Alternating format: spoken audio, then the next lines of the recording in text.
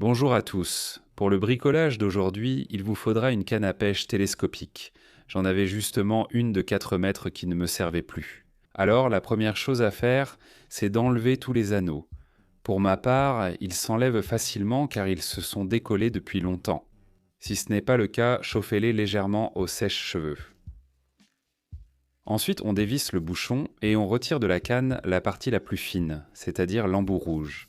Si votre canne à pêche fait plus de 5 mètres, vous pouvez retirer deux parties, la dernière et l'avant-dernière. Prenez un boulon de 6 mm de diamètre et 100 mm de long, puis enroulez-le de ruban isolant.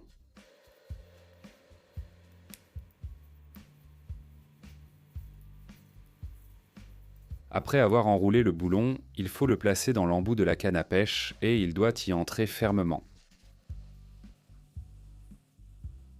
À suivre.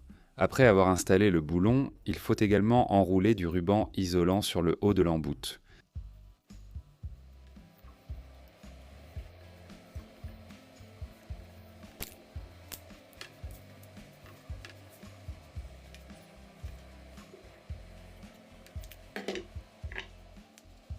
À cet embout, il faut fixer un morceau de plaque en le serrant avec un collier de serrage. Le ruban isolant était nécessaire pour que le collier serre bien la plaque, et le boulon à l'intérieur sert à éviter que l'embout ne se fissure.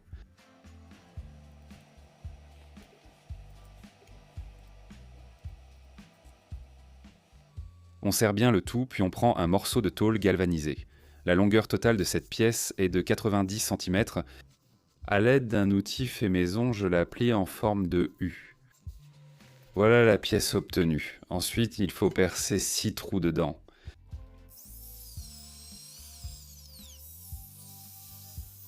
Après avoir percé tous les trous, il faut fixer deux morceaux de tube en aluminium à cette pièce. Je les fixe à l'aide de rivets. Voilà à quoi cela doit ressembler. Maintenant, on perce encore quelques trous sur le bord.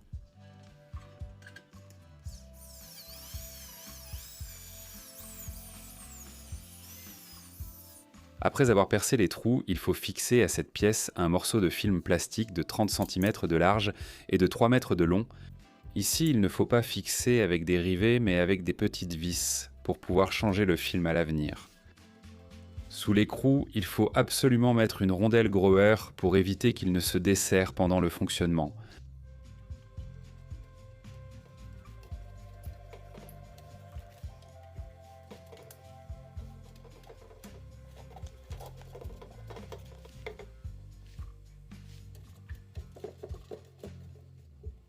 Et la dernière chose qu'il reste à faire, c'est de fixer la canne à cette pièce.